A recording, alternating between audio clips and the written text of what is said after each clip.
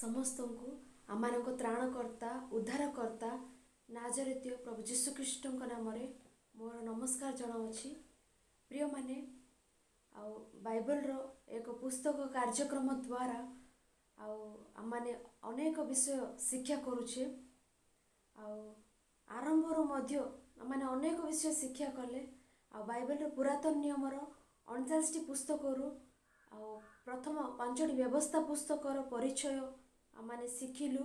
से प्रकार 12 गोटी चरित्र पुस्तक परिचय मध्य आमाने शिखिले। सेहीपरि पद्य पुस्तक 5टी परिचय आम शिखिलु। एबे आमाने भविष्य भक्त मानकर पुस्तक परिचय आमाने शिखुचे। 17 गोटी भविष्य भक्त मानकर पुस्तक रही। सेतिर आमाने जिसाया पुस्तक परिचय आमाने शिखिले। जिरिमियों पुस्तक परिचय आमाने शिखिलु। आज आमाने जिरिमियों विलाप पुस्तक परिचय आज आमाने शिखिबा। ए पर्यंत आमाने बाइबल रो सीरियल अनुसार 26टी पुस्तक परिचय आमाने शिखिलु। आज आमाने 25 नंबर पुस्तक होइतिबा जिरिमियों विलाप पुस्तक परिचय आज आमाने शिखिबा। विषय शिखिबा पूर्व गोटे विषय कौन कहले एक 25 नंबर पुस्तक होइतिबा जिरिमियों विलाप पुस्तक काहाकु संबंधित कहले। माने गत दिन मानकरे जिरिमियो पुस्तक परिचय माने शिखिले। से 26 नंबर पुस्तक को ए 25 नंबर पुस्तक रिलेटेड अटे। तेणु जिरिमियो पुस्तक परिचय जदि आपण माने शुणिथिबे ताहेले एक जिरिमियों विलाप पुस्तक मध्य आपनको स्पष्ट रूपे बुझीजिवो। जदि जे कई जिरिमियो पुस्तक परिचय शुणी नांती ताले थरे शुणंतु। ता मानंको channel daughter of my heavenly father YouTube channel रे ता अपलोड होई अछि। घंटाटी 1 आवर ता शुणंतु। जिरिमियो पुस्तक परिचय शुणिले जिरिमियों विलाप पुस्तक आज जाके आमाने परिचय शिखिबा से पुस्तक को सहजरे बुझी पारिबे ता शुणिथिले। जे कि जिरिमियो पुस्तक शुणी नांती जिरिमियो पुस्तक परिचय शुणी नांती सेमानंको पाई मध्य किछि व्यस्त होबार आवश्यक नाही। सेमानंको मध्य एक जिरिमियों विलाप पुस्तक आज आमाने शिखुचे। जिरिमियों पुस्तक विषय मध्य केतोटी विषय आज आमाने मध्य जिरिमियों विलाप पुस्तक रे आमाने आलोचना करिबा। तो आज आमाने एक भविष्य भक्त मानक पुस्तक मध्यरु जिरिमियों विलाप पुस्तक परिचय आमाने शिखिबा।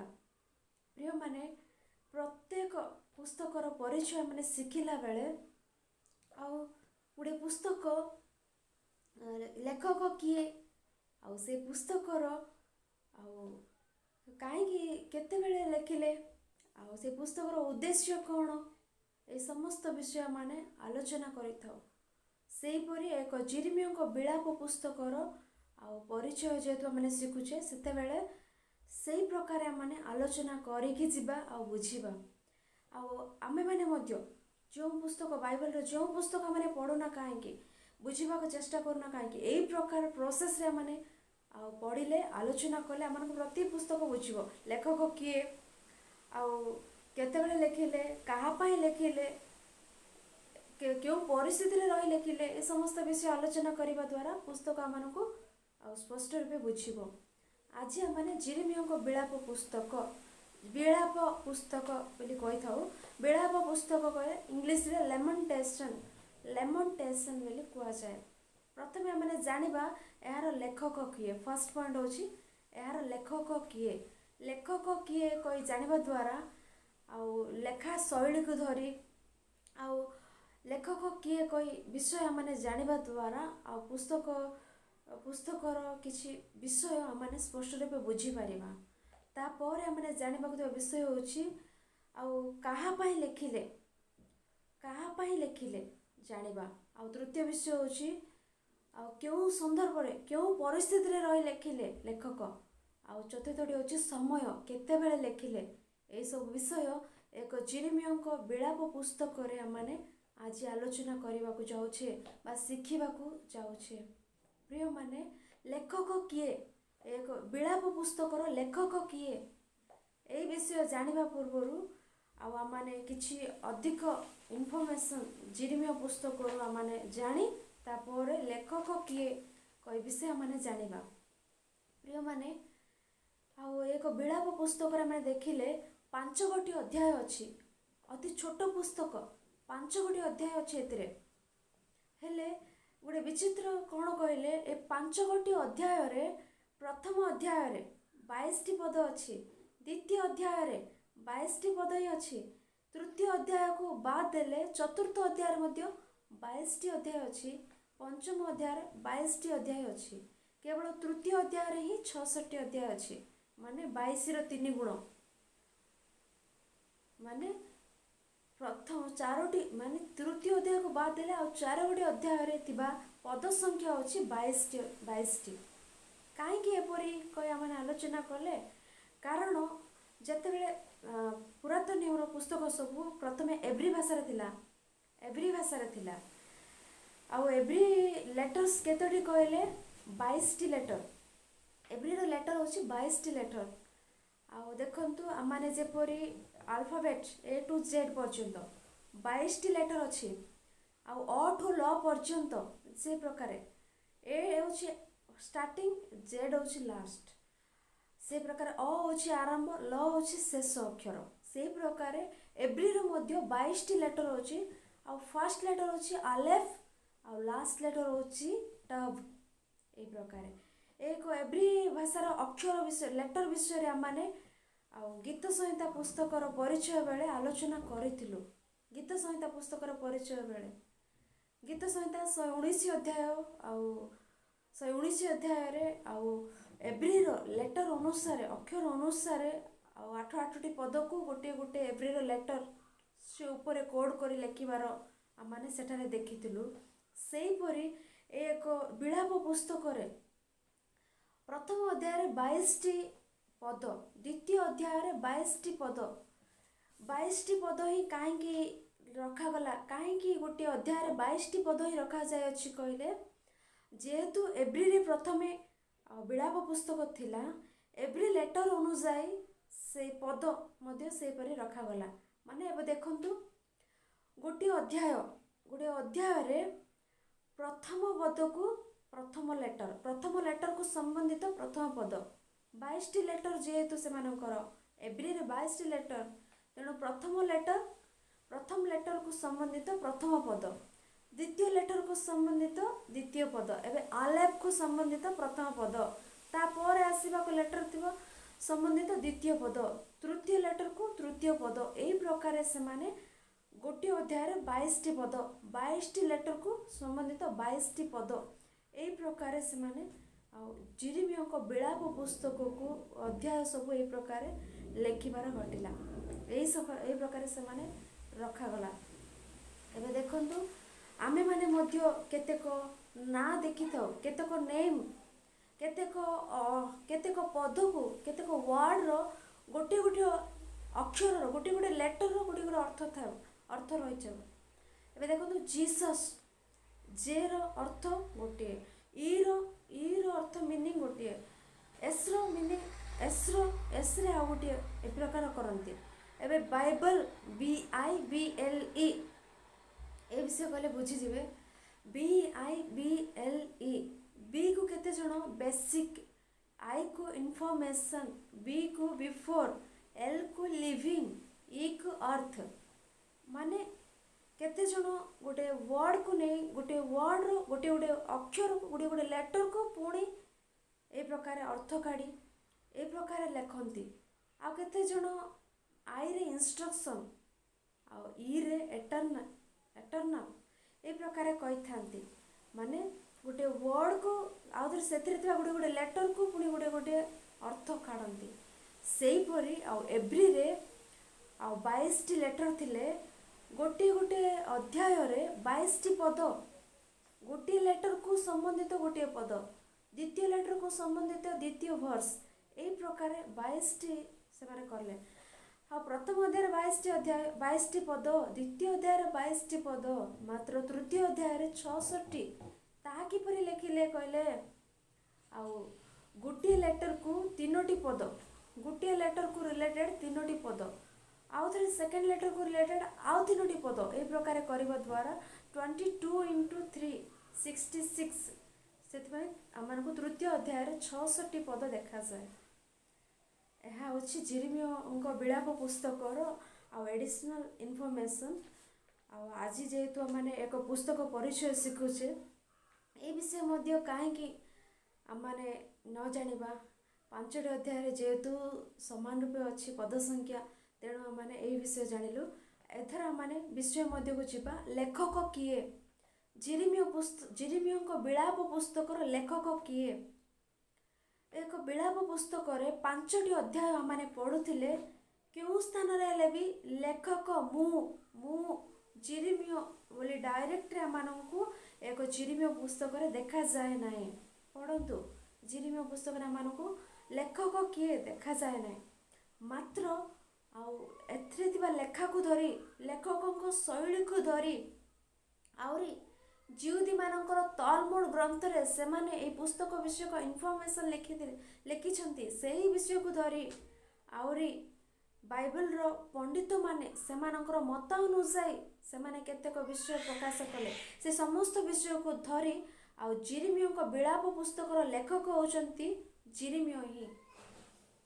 एक विलाप पुस्तकर लेखक जिरिमियो बोली किपरि कहि परिबा कहले प्रथम होची एक पुस्तकर लेखकर लेखा शैली को धरी, द्वितीय विषय होची जिउदी मानकर तलमुड़ ग्रंथ रे से माने रखिथिबा आधार गुड़िक पुस्तक विषय से विषय को धरी, तृतीय विषय होची आउ पंडित बाइबल रो पंडित मानकर मतानुसार जिरिमियो विलाप पुस्तकर लेखक किए कहले स्वयं जिरिमियो ही। एटारे जिरिमियो मु ही लेखिली बोली न लेखिले सुधा जिरिमियो पुस्तकर लेखक होचंती जिरिमियो ही। लेखक किए माने जानिलु कहा पाई लेखिले जिरिमियो कहा विषय रे अबा कहा उद्देश्य रे एक विषय लेखिले कह आलोचना कले। आउ जिरिमियो निश्चित रूपे जिउदी मानक पाई लेखिले जिउदी मानक उद्देश्य कारण जिरिमियो कहार भविष्य वक्ता रूपे थिले कहले जिरिमियो जिउदी मानकर भविष्य वक्ता रूपे थिले। तेणु ए समस्त विषय मध्य जिउदी मानक निमंते ही ईश्वर को संतान रूपे डका जाउथबा जिउदी मानक निमंते ही आउ जिरिमियो सेमानक उद्देश्य रे ही लेखिले जिरिमियो जिउदी मानक ही लेखिले कहि बुझिबार अछि।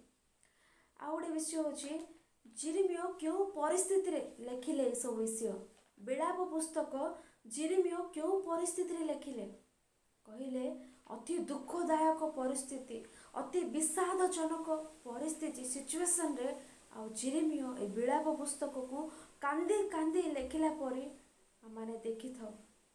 कांदी कांदी से जिरिमियो विलाप पुस्तक जिरिमियो लेखिले। आमे माने मध्य थरे आमाने 5टी अध्याय को एक छोट पुस्तक एतिर दिबा 5टी अध्याय को आमाने जागृत सहकारे ध्यान सहकारे आमाने मन देई गोटे घंटाटी आमाने जदि पढ़िबा सेई को सिचुएशन लेखाई अच्छी से सिचुएशन को धरी से भाव को अपना मन रखी जदि 5टी पुस्तक पढ़ू ताहले आमानकर अजाणतारे आमानक आखिरु लुह बही थाए आमानकर आखिरु लुह आसी थाए। निश्चित रूपे थरे पढ़ंतु सेई फील्ड रे माने पढ़िबार अछि आउ सेपरि न होई आमर इच्छा अनुसार आमे अभ्यासन क्रमे स्पीड रे पढ़िदेले आमारंक आखिरु लुह ही आसीब नाही। तेणु थरे मन दे आमाने पुस्तक को पढ़िले आमानक अजाणतारे आमाने कांदी थाओ। आउरी ए पुस्तक समय केतेबेले लेखिले केतेबेले जिरिमियो विलाप पुस्तक को लेखिले समय आमाने जानिबा। समय होची ख्रीष्टपूर्व 586 रु ख्रीष्टपूर्व 585 BC 586 रु BC 585 रे से लेखिले। आ गोटे विषय कौन कहले ख्रीष्टपूर्व 586 कहिबारु आमानको गोटे विषय मने पड़िबार अछि ताहा कौन कहले ख्रीष्टपूर्व 586 कहले आमानको गोटे विषय स्मरण रे आसीबार अछि जेपरि कि एबे देखंतु 1947 कहले आमानक मन रे गोटे विषय आसे इंडिया को स्वाधीनता भारत को स्वाधीनता आसला बोली से प्रकार 1914 बोली कहले आम गोटे विषय मनरे आसी जाए से प्रकार अनेक केतोटी वर्ष मान स्मरण में रही जाइए सेहीपरि बाइबल रे मध्य ख्रीष्टपूर्व 586 बोली कहले गोटे विषय गोटे विशेष वर्ष ताहा सेहीपरि ख्रीष्टाब्द 70 वर्ष ताहा मध्य गोटे विशेष वर्ष बाइबल रे न्यू टेस्टमेंट रे ख्रीष्टपूर्व 586 कहले बाबिलोन रो आक्रमण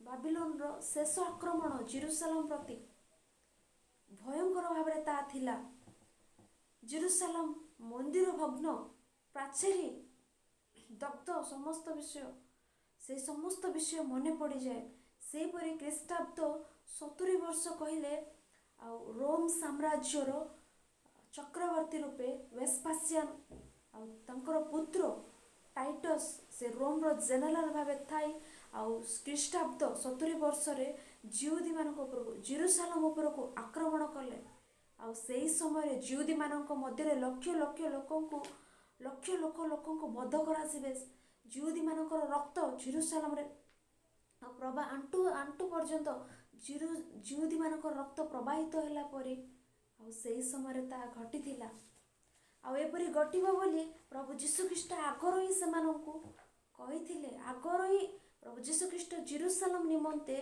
रोधन कला परी बाइबल रे माने देखि थाओ थरे देखंतु से विषय माने देखिबा ए विषय आज हम बेलाव पुस्तक परिचय शिखुचु तथापि माने ए विषय को ख्रीष्टाब्द 70 वर्ष को विशेष वर्ष रूपे ख्रीष्टपूर्व 586 वर्ष को विशेष वर्ष रूपे स्मरण रखिबार अछि तेणु जीशु ख्रीष्ट आगरू ही जेरूसलम विषय रोदन करथिले देखंतु लूक लिखित सुसमाचार 19 अध्याय 41 पद समस्ते आमाने बाइबल खोली देखो लूक लिखित सुसमाचार 19 अध्याय 41 पद लूक लिखित सुसमाचार 19 अध्याय 41 पद 42 पद 43 पद आउ जेते बेले से निकट को आसिले सेते बेले नगर को देखि ता निमंते रोदन करी कहले नगर को देखि जेरूसलम नगर को देखि रोदन कले जेरूसलम नगर को देखि रोदन कले जीशु ख्रीष्ट रोदन कले जेते बेले जीशु ख्रीष्ट को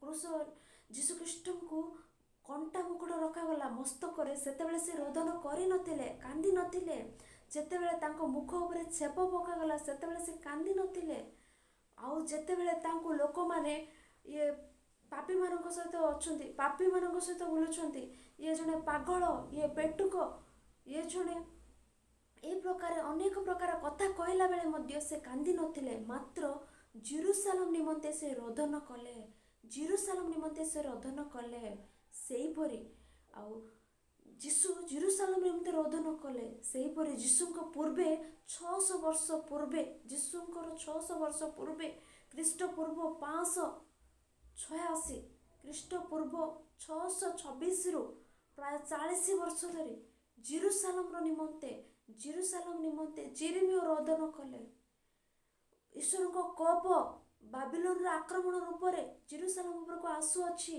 ता जानिथिबा जेरेमिया आ जेरूसलम निमंते रोदन कले से माने परिवर्तित हुंतु एथि पई जेरेमिया रोदन कले जड़े जेरेमिया जेपर रोदन कले जीशु ख्रीष्ट से प्रकार रोदन कले जेरूसलम पाए जेरेमिया घटारे प्रभु जीशु ख्रीष्ट मान को देखा जाउछंती एही प्रकार माने 42 पद देखिले तू आज जदि आज शांतिर विषय गुड़िक जानी थांतु मात्र एबे से गुड़िक तो दृष्टि गुप्त हो रही अछि प्रभु जीशु ख्रीष्ट कहउछंती शांतिर विषय जानी थांतु जीशु ख्रीष्ट किए कहि आलोचना कले शांति राजा से शांति देबा पई आसिले जिसाया पुस्तक रे माने पढ़ी थाओ शांति राजा जीशु ख्रीष्ट से मनुष्य माननकु ईश्वरंको सह मनुष्य माननकु मिसाइबा पई आसिले मिलित करबा पई आसिले मनुष्य मानक ईश्वर को मध्य पाप नामक एक कांत रही से कांत को भांगा ईश्वर को क्षमा मागी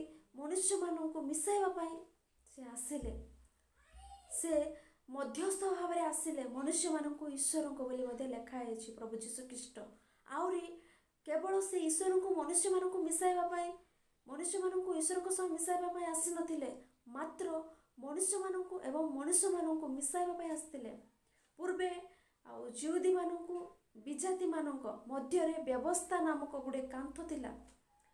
ଜିହୁଦୀମାନଙ୍କୁ ବିଜାତିମାନଙ୍କୁ ଭିନ୍ନ ଭିନ୍ନ ରୂପେ ଥିଲେ, ମାତ୍ର ପ୍ରଭୁ ଯୀଶୁଖ୍ରୀଷ୍ଟ ଆସି ସେମାନଙ୍କ ମଧ୍ୟରେ ଥିବା ସେ ବ୍ୟବସ୍ଥା ନାମକ କାନ୍ଥକୁ ଏଡ଼ାଇ ଉଭୟଙ୍କୁ ଏକ କଲେ ବୋଲି ଏଫେସୀୟ ମଣ୍ଡଳୀ ପତ୍ରରେ ଲେଖା ହୋଇଅଛି। ପ୍ରିୟମାନେ, ସେହିପରି ପ୍ରଭୁ ଯୀଶୁଖ୍ରୀଷ୍ଟ ଶାନ୍ତି ରାଜା ସମସ୍ତଙ୍କୁ ମିଳିତ କରିବା, ଈଶ୍ୱରଙ୍କୁ ମନୁଷ୍ୟମାନଙ୍କୁ, ମନୁଷ୍ୟମାନଙ୍କୁ ମନୁଷ୍ୟମାନଙ୍କୁ, ମଣିଷମାନଙ୍କୁ ଈଶ୍ୱରଙ୍କ ସହ ମିଳିତ କରିବା ପାଇଁ ଆସିଲେ। ସେହିପରି ଜଣେ ଖ୍ରୀଷ୍ଟିଆନ ରୂପେ ଆଜି ଆମମାନେ ଥିଲେ, ପ୍ରକୃତ ଖ୍ରୀଷ୍ଟିଆନ ଆମମାନେ ହେଲେ, ଆମ୍ଭେମାନେ ମଧ୍ୟ ପରସ୍ପରକୁ ମନୁଷ୍ୟମାନେ ବିବାଦ କରୁଥିଲେ ସେମାନଙ୍କୁ ମିଳିତ କରିବା ରୂପେ ଆମମାନେ ଥିବାର ଅଛି। ସେମାନଙ୍କୁ ମିଶାଇଲା ପରି ଆମମାନେ ରହିବାର ଅଛି, ଭାଙ୍ଗିଲା ପରି ଆମମାନେ ରହିବାକୁ ହବ ନାହିଁ। ଆମମାନଙ୍କ ପରିବାରରେ ଜଣେ ମଣିଷକୁ ଆଉ ଜଣେ ମଣିଷକୁ ପଡ଼ୁନାହିଁ କି ସେମାନେ ଉଭୟଙ୍କୁ ମିଶାଅ। ଯଦି ଆମମାନଙ୍କ ମଣ୍ଡଳୀରେ, ତାହେଲେ ସେମାନଙ୍କୁ ଆମମାନେ ମିଶାଇବାର ଅଛି। ସିନା ଜଣଙ୍କ ସପୋର୍ଟରେ ଆମେ କଥା କହି ଆଉ ଜଣଙ୍କ ସପୋର୍ଟରେ ଆମେ ନ କଥା କହି ସେମାନଙ୍କ ଉଭୟକୁ ଆହୁରି ଦୂର କରିବା, ତାହା ନୁହେଁ। ଖ୍ରୀଷ୍ଟିଆନ ହୋଇଅଛୁ କହିଲେ ମିଶାଇବା ନିମନ୍ତେ, ମିଶାଇବା କହି ମନ ଆମମାନଙ୍କ ମଧ୍ୟରେ ଆସିବାର ଅଛି। ଦେଖନ୍ତୁ 43 ପଦ, ଯେଣୁ ତୋ ଉପରେ କୃପା ଦୃଷ୍ଟିର ସମୟ ତୁ ନ ଜାଣିବା ହେତୁରୁ ଯେଉଁ ସମୟରେ ତୋ ଶତ୍ରୁମାନେ ତୋର ଚାରିଆଡ଼େ ବନ୍ଧ ବାନ୍ଧି ତୋତେ ଘେରିଯାଇ ଅବରୋଧ କରିବେ, ପୁଣି ତୋତେ ଓ ତୋ ମଧ୍ୟରେ ଥିବା ତୋ ସନ୍ତାନମାନଙ୍କୁ ଭୂମିସାତ କରିବେ, ଆଉ ତୋ ମଧ୍ୟରେ ଗୋଟିଏ ପଥରକୁ ଅନ୍ୟ ଗୋଟିଏ ପଥର ଉପରେ ରହିବାକୁ ଦେବେ ନାହିଁ, ଏପରି ସମୟ ତୋ ଉପରେ ଆସିବ। ପ୍ରଭୁ ଯୀଶୁଖ୍ରୀଷ୍ଟ କହିଲେ ଏହି ବିଷୟ କେତେବେଳେ ଭାବୁଛନ୍ତି? ଖ୍ରୀଷ୍ଟାବ୍ଦ 33 ବର୍ଷରେ। ଆଉ ଏହି ବିଷୟ ଘଟିଲା ମଧ୍ୟ ଖ୍ରୀଷ୍ଟାବ୍ଦ 70 ବର୍ଷରେ। ଆଉ ଭେସ୍ପାସିଆନ ଚକ୍ରବର୍ତ୍ତୀର ପୁଅ ଟାଇଟସ୍, ସେ ରୋମର ଜେନେରାଲ ରୂପେ ଥିଲାବେଳେ ସେ ଆସି ଆଉ ଜିହୁଦୀମାନଙ୍କ ଉପରକୁ ଆକ୍ରମଣ କରିବାର, ବଦ୍ଧ କରିବାର ଆମେ ଦେଖିଥାଉ। ଯୀଶୁଖ୍ରୀଷ୍ଟ କେବେ ନା କହିଲେ ଖ୍ରୀଷ୍ଟାବ୍ଦ 33 ବର୍ଷରେ, ତାହା 40 ବର୍ଷ ଭିତରେ ହିଁ ତାହା ସଫଳ ହୋଇଗଲା, ତାହା ଘଟିଲା। ମାନେ ବାଇବେଲରେ କୁହାଯିବାର ତାହା ଘଟୁଛି, ତାହା ସତ୍ୟ, କୌଣସି ମିଥ୍ୟା ବିଷୟ ଏଥିରେ ଲିଖିତ ନୁହଁ। ମାତ୍ର କେତେକ ବାଇବେଲରେ ଲିଖିତ କଥିତ ବିଷୟକୁ ବିଶ୍ୱାସ କରୁନାହାନ୍ତି।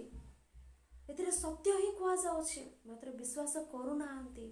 କେତେକ ଲୋକ ଆସି 10,000 ଟଙ୍କା ବାନ୍ଧନ୍ତୁ, ଆଗାମୀ ଦିନମାନଙ୍କରେ 30,000 ଟଙ୍କା ପାଇବେ କହିଲେ ମନୁଷ୍ୟମାନଙ୍କ କଥାକୁ ଶୀଘ୍ର ପ୍ରଭାବିତ ହୋଇ ଫ୍ରଡ୍, ଠକାମିରେ ଭ୍ରାନ୍ତ ହେଉଛନ୍ତି, ଠକାମିର ସ୍ୱୀକାର ହେଉଛନ୍ତି। ମାତ୍ର କୌଣସି ପାପ ନଥାଇ, ପବିତ୍ର ରୂପେ ଥାଇ, ମୋ ଠାରେ ପାପ ଅଛି, ଏହା କିଏ ପ୍ରମାଣିତ କରିପାରିବ ବୋଲି ପଚାରି ଉତ୍ତମ ରୂପେ ଜଗତରେ ବଞ୍ଚି ଆଉ ଜଗତକୁ ଅନେକ ଉତ୍ତମ ବିଷୟ ଶିକ୍ଷା ଦେଉଥିଲେ ମଧ୍ୟ ତାହା ନ ଶୁଣିବା ଏକ ଭୟଙ୍କର ପରିସ୍ଥିତିରେ ଲୋକମାନେ ଅଛନ୍ତି। ବାଇବେଲରେ ଥିବା ବାକ୍ୟକୁ ବିଶ୍ୱାସ କରୁନାହାନ୍ତି। ବିଶ୍ୱାସ କରୁନାହ କି ବାଇବେଲରେ ଥିବା ବାକ୍ୟକୁ? ଥରେ ଯାଇ ଦେଖନ୍ତୁ ଚରିତ୍ରକୁ ଦେଖି ହେଲେ ବିଶ୍ୱାସ କରନ୍ତୁ। ଖ୍ରୀଷ୍ଟପୂର୍ବ 586ରେ ଆଉ ଜେରୁସାଲେମ ଉପରକୁ ବାବିଲୋନର ଆକ୍ରମଣ ତାହା ସତରେ ଘଟିଛି। ତାହା ଘଟିବା ପୂର୍ବେ ହିଁ ଜିରିମିୟ ପ୍ରଚାର କରୁଥିଲେ। ଜିରିମିୟ ପ୍ରଚାର କରିବା ଅନୁସାରେ ତାହା ଖ୍ରୀଷ୍ଟପୂର୍ବ 586 ବର୍ଷରେ ଘଟିଲା। ତାହା ଚରିତ୍ର କହୁଥିବା ସତ୍ୟ, ତାହା ବାଇବେଲ କହୁଥିବା ସତ୍ୟ। ଚରିତ୍ରକୁ ଦେଖି ହେଲେ ବାଇବେଲକୁ ବିଶ୍ୱାସ କରନ୍ତୁ। ସେହି ପ୍ରକାର ଆମେ ଦେଖିଲେ, ଏବେ ଜିରିମିୟଙ୍କ ବିଷୟରେ ଆମେ ଆଲୋଚନା କଲେ।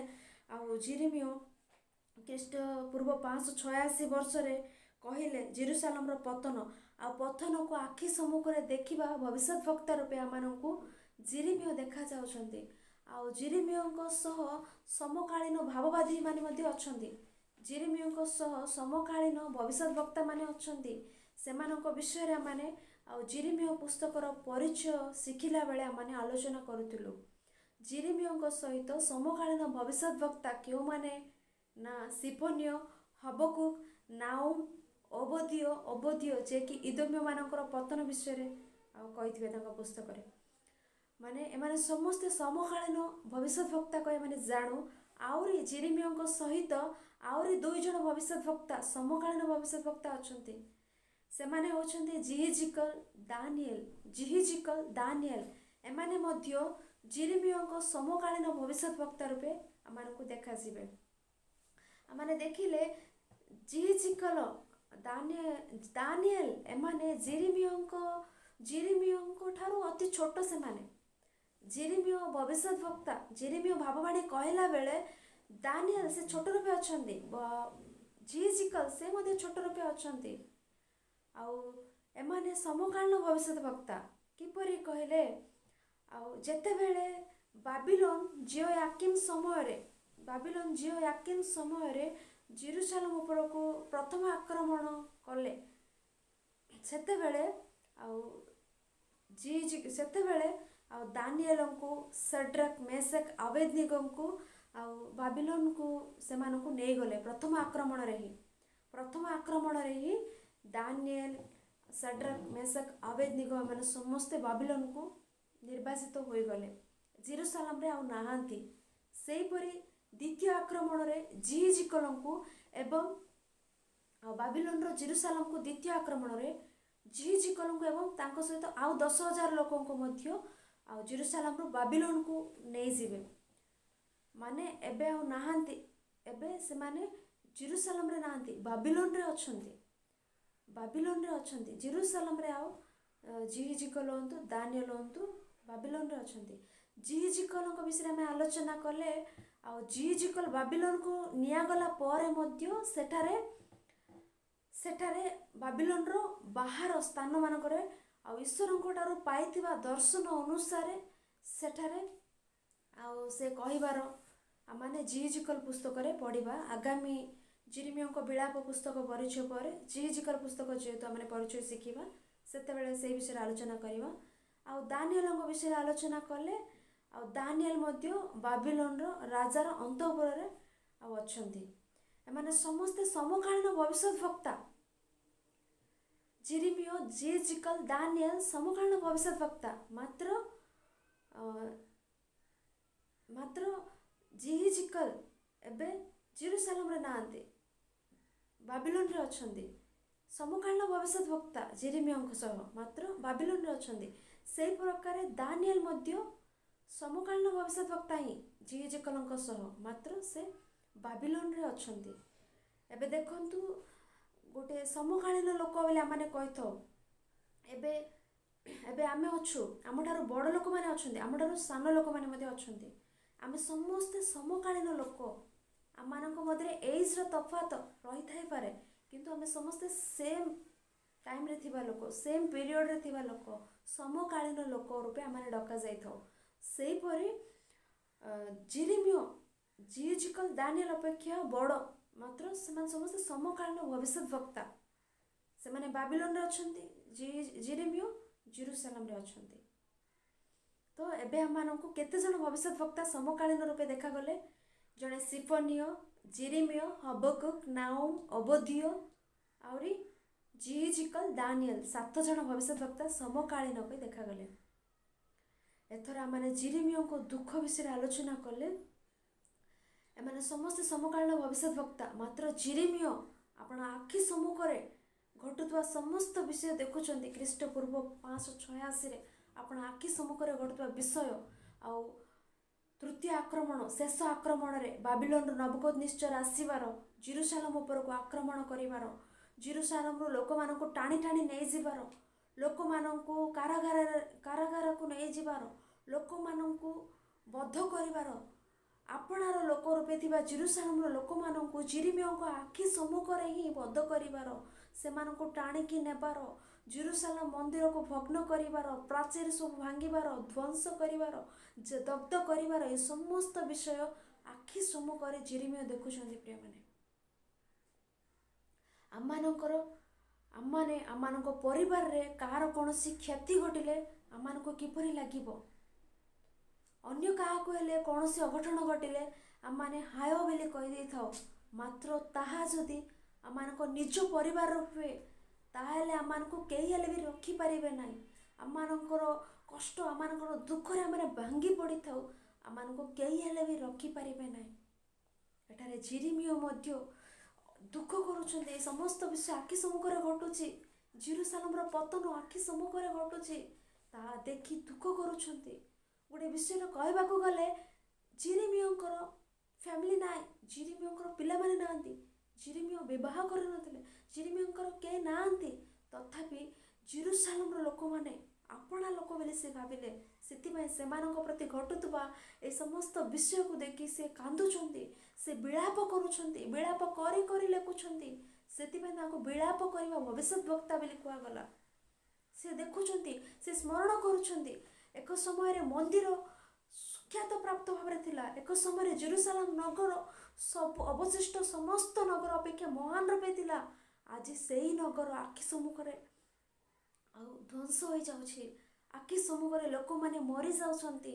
ଆଖି ସମ୍ମୁଖରେ ଆହାକାର ଚିତ୍କାର ଏ ସମସ୍ତ ବିଷୟକୁ ଦେଖି ଆଉ ସେ ରୋଦନ କରୁଛନ୍ତି। ସେ ପୂର୍ବ ବିଷୟ ସବୁ ସ୍ମରଣ କରି ସେ ଭାବୁଥିବା ବିଷୟ କେତେକ ମାନେ ଦେଖିଲେ। ଆଉ ଆମେ କେତେକ ବିଷୟ ଦେଖୁ, ଆଖି ସମ୍ମୁଖରେ ମନ୍ଦିରକୁ ଭାଙ୍ଗି ଦେଉଛନ୍ତି, ଆଖି ସମ୍ମୁଖରେ ସମସ୍ତ ବିଷୟ ଘଟି ଯାଉଛି। ଏବେ ଉଦାହରଣକୁ ଦେଖନ୍ତୁ, ଯଦି ଗଭର୍ଣ୍ଣମେଣ୍ଟ ଆସି କେତେକ ଗରିବ ଲୋକମାନଙ୍କର ଘର ଭାଙ୍ଗିଦେଲେ, ଗଭର୍ଣ୍ଣମେଣ୍ଟ ଆସି ଗରିବ ଲୋକମାନଙ୍କର ଘର ଜେସିବିରେ ଆଉ ଡର୍ଜର ଲଗାଇ ଭାଙ୍ଗିଦେଲେ ସେମାନଙ୍କୁ କେମିତି ଲାଗୁଥିବ? ଆମମାନଙ୍କୁ କୌଣସି ସମସ୍ୟା ଆସିଲେ ଆମେ ଗଭର୍ଣ୍ଣମେଣ୍ଟକୁ ହିଁ ଜଣାଉ। ସେଇ ଗଭର୍ଣ୍ଣମେଣ୍ଟ ଆସି ଯଦି ଆଜି ଏଇପରି ଘରକୁ ଭାଙ୍ଗି ଦିଏ ତାହେଲେ ସେମାନେ ଆଉ କାହାକୁ ଜଣାଇବେ? ସେହିପରି ଜିରିମିୟ ଆଖି ସମ୍ମୁଖରେ ଭାଙ୍ଗି ଯାଉଥିବା ସମସ୍ତ ଧ୍ୱଂସ ହୋଇଯାଉଥିବା ସମସ୍ତ ବିଷୟକୁ ଦେଖି ରୋଦନ କରୁଛନ୍ତି, କାନ୍ଦୁଛନ୍ତି। ସେ ମନେ ପକାଉଛନ୍ତି ଏକ ସମୟରେ ସୋଲୋମନଙ୍କ ସମୟରେ କିପରି ଥିଲା ଜେରୁସାଲେମ। ସମସ୍ତ ବିଷୟ ସୁନା ହିଁ, ରୂପା କିଛି ଗଣା ଯାଉନଥିଲା। ସୁନାରେ ହିଁ ସୁନା, ଯୁଦ୍ଧାସ୍ତ୍ର ସୁନା, ଉତ୍ତମ ଉତ୍ତମ ବସ୍ତ୍ର ପରିଧାନ କରୁଥିଲେ ଲୋକ। ସମସ୍ତ ବିଷୟ ସୁନା, ସମୃଦ୍ଧି ଭାବରେ ଜେରୁସାଲେମ ନଗର ଥିଲା। ମନ୍ଦିର ଉତ୍ତମ ରୂପେ ଥିଲା, ସୁଖ୍ୟାତ ଭାବରେ ଥିଲା। ନାନା ଦେଶର ରାଜାମାନେ ଏହି ସ୍ଥାନକୁ ଆସୁଥିଲେ। ସିବା ଦେଶର ରାଣୀ ଆସିଲେ ଦର୍ଶନ ଦେଖିବା ପାଇଁ।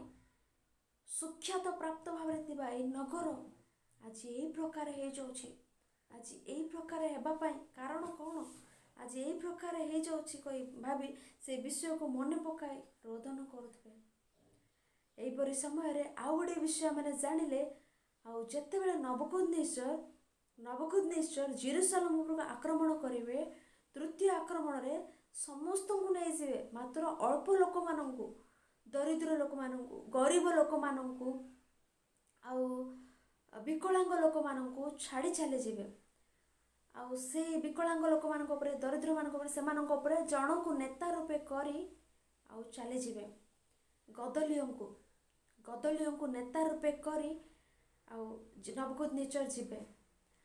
ତାପରେ ଗଦଲିଓଙ୍କୁ ଇସ୍ମାଏଲର ସନ୍ତାନମାନେ ଆସି ଗଦଲିଓଙ୍କୁ ବଧ କରିବେ। ପ୍ରକୃତିରେ ଗଦଲିଓ ଜିରିମିୟଙ୍କର ନିକଟ କୁଟୁମ୍ବିକ। ସେଇ ଗଦଲିଓଙ୍କୁ ନବୁକଦନେସ୍ସର ଲୋକମାନଙ୍କ ଉପରେ ନେତା ରୂପେ ରଖି ବାବିଲୋନକୁ ଚାଲିଯିବେ। ସମସ୍ତଙ୍କୁ ଧରି ଚାଲିଗଲେ ଏହି ଏକ ଗଦଲିଓଙ୍କୁ ଇସ୍ମାଏଲର ସନ୍ତାନମାନେ ଆସି ବଧ କରିବେ। ତାପରେ ସେଠାରେ ଥିବା ସେ ଅଳ୍ପ ଲୋକମାନେ ଗଦଲିଓଙ୍କ ମୃତ୍ୟୁକୁ ଦେଖି ଆମମାନଙ୍କୁ ମଧ୍ୟ ଆସି ବଧ କରିବେ ବୋଧେ କହି ସେମାନେ ସମସ୍ତେ ମିଶରକୁ ଚାଲିଯିବେ, ମିଶର ଦେଶକୁ। ଜିରିମିୟଙ୍କୁ ମଧ୍ୟ ବାଧ୍ୟବାଧକତାରେ ଜିରିମିୟଙ୍କୁ ମଧ୍ୟ ଧରିକି ମିଶରକୁ ପଳାଇଲେ ବୋଲି କେତେକ କହୁଥାନ୍ତି। ଜିରିମିୟ ମିଶରରେ ହିଁ ମୃତ୍ୟୁବରଣ କଲେ ବୋଲି କେତେକଙ୍କ ଅଭିମତ। ମାତ୍ର ଆଉ କେତେକ କହନ୍ତି ଜିରିମିୟ ମିଶରରେ ମୃତ୍ୟୁବରଣ କରିନାହାନ୍ତି, ବାବିଲୋନରେ ମୃତ୍ୟୁବରଣ କଲେ। କାରଣ ସେ ମିଶରରୁ ଆଉ ଥରେ ବାବିଲୋନକୁ ଗଲେ। ବାବିଲୋନକୁ ଯିବା ଦ୍ୱାରା ହିଁ ସେ ମାନେ ଜିରିମିୟ ପୁସ୍ତକ 52 ଅଧ୍ୟାୟରେ ଦେଖିଲେ, ଆଉ ଜିଓୟାକିନକୁ ନିର୍ବାସିତ କରି ନେଇଯାଇଥିବେ, ଜିଓୟାକିନକୁ ବନ୍ଦୀ କରି ନେଇଯାଇଥିବେ ବାବିଲୋନକୁ। କିଛି ବର୍ଷ ଉତ୍ତାରେ ବାବିଲୋନରେ ଆଉ ଜିଓୟାକିନ ରାଜାକୁ ବାବିଲୋନ ରାଜା ମୁକ୍ତ କରି ତାଙ୍କୁ ତାଙ୍କ ସହ ଭୋଜନ କରିବା ପରି ସୁଯୋଗ ସେ ଦେବେ। ନିତ୍ୟ ତାଙ୍କ ସହ ଭୋଜନ କରିବାର ସୁଯୋଗ ଦେଲା ପରି ଆଉ ଜିରିମିୟ ପୁସ୍ତକ 52 ଅଧ୍ୟାୟରେ ଜିରିମିୟ ଲେଖିବାର ଏହି ବିଷୟକୁ ଧରି କେତେକ କ'ଣ କହୁଛନ୍ତି ମାନେ, ଆଉ ଲୋକ ସମସ୍ତେ ସେଠାରେ ଜେରୁସାଲେମ ଥିବା ଲୋକ ସମସ୍ତେ ଜିରିମିୟଙ୍କୁ ମିଶରକୁ ନେଲେ, ମାତ୍ର ମିଶରରୁ ବାବିଲୋନକୁ ଗଲେ ପୁଣି ଜିରିମିୟ। ତାପରେ ବାବିଲୋନରେ ହିଁ ସେ ଆପଣ ଶେଷ ନିଶ୍ୱାସ ଛାଡ଼ିଲେ ବୋଲି କେତେକ କହୁଥାନ୍ତି ଜିରିମିୟ 52 ଅଧ୍ୟାୟରେ ଥିବା ବିଷୟକୁ ଧରି। ଯାହା ହଉ ତାପରେ ଆମେ ଦେଖିଲେ ଏଠାରେ ଜେରୁସାଲେମରେ ଆଉ ବାବିଲୋନର ଆକ୍ରମଣ ପରେ, ତୃତୀୟ ଆକ୍ରମଣ ପରେ ଏଠାରେ ଲୋକମାନଙ୍କର ଅବସ୍ଥା, ପାଣି ନାହିଁ ପିଇବା ପାଇଁ ପାଣି ନାହିଁ, ପାଣି କିଣୁଛନ୍ତି। ଆଜି ଯେଉଁ ପ୍ରକାର ଆମେ ମିନେରାଲ ୱାଟର ଯାହାକି ଆମେ କିଣିକି ପିଉଛେ, ସେହିପରି ସେଦିନ ଜେରୁସାଲେମରେ ପାଣି ନାହିଁ, ପାଣି କିଣୁଛନ୍ତି। ଆଉ ଖାଇବା ପାଇଁ ଅସୁବିଧା, କିଛି ଖାଇବା ପାଇଁ ନାହିଁ, ଚାରିଆଡ଼େ ଶବ, ଚାରିପାର୍ଶ୍ୱରେ ଶବ ପଡ଼ିଅଛି।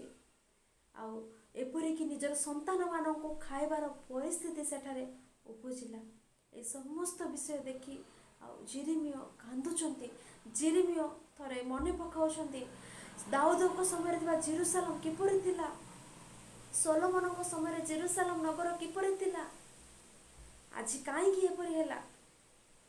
ଆଜି କାହିଁକି ଜେରୁସାଲେମର ଅବସ୍ଥା ଏହିପରି ହୋଇଅଛି? ତୁମମାନଙ୍କର ଅଧର୍ମ ସକାଶୁ, ତୁମମାନଙ୍କର ପାପ ସକାଶୁ।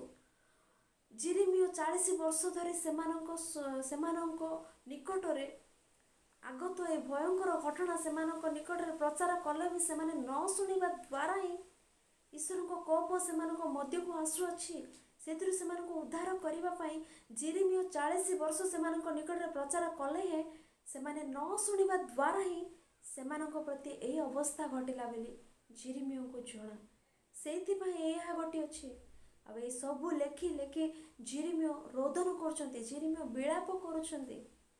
ଆହୁରି ଏକ ବିଳାପ ପୁସ୍ତକ ଆମମାନଙ୍କୁ କ'ଣ ଶିଖାଏ? ଅନେକ ବିଷୟ ଆମମାନଙ୍କୁ ଶିଖାଏ।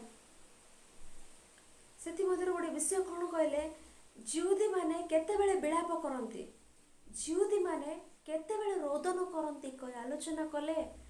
ଆଉ ଆମେ ବାଇବେଲରେ ଦେଖୁ, ପୁରାତନ ନିୟମରେ ଯେତେବେଳେ ହାରୋନଙ୍କର ମୃତ୍ୟୁବରଣ, ହାରୋନ ମରିଯିବେ, ଗଣନା ପୁସ୍ତକ 20 ଅଧ୍ୟାୟରେ ହାରୋନ ମରିଗଲେ।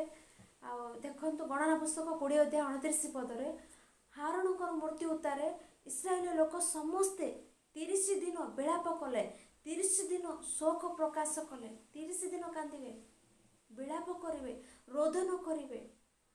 ସେହିପରି ହାରୋନଙ୍କ ପାଇଁ, ହାରୋନ ମୃତ୍ୟୁବରଣ କଲା ପରେ ଯେପରି ରୋଦନ କଲେ, ଯେପରି କାନ୍ଦିଲେ, ସେହିପରି ଦ୍ୱିତୀୟ ବାଣ ପୁସ୍ତକ 34 ଅଧ୍ୟାୟରେ ମୋସାଙ୍କର ମୃତ୍ୟୁ ହେବ। ମୋସା ମୃତ୍ୟୁବରଣ କଲା ପରେ ମଧ୍ୟ ଆଉ ମୋସାଙ୍କ ନିମନ୍ତେ ମଧ୍ୟ ସେମାନେ ବିଳାପ କରିବେ, ରୋଦନ କରିବେ। ଆଗରେ ଜିହୁଦୀମାନେ ସେମାନେ ରୋଦନ କରିବାର, ବିଳାପ କରିବାର କାରଣ, ଆଉ ସେମାନଙ୍କୁ କୌଣସି କ୍ଲେଶ ଆସିଲେ, କଷ୍ଟ ଆସିଲେ, ଅସୁବିଧା ଆସିଲେ ସେମାନେ ବିଳାପ କରିବାର, ରୋଦନ କରିବାର। ହାରୋନଙ୍କ ମୃତ୍ୟୁ ପରେ ସେମାନେ ବିଳାପ କଲେ, ମୋସାଙ୍କ ମୃତ୍ୟୁ ପରେ ସେମାନେ ବିଳାପ କଲେ।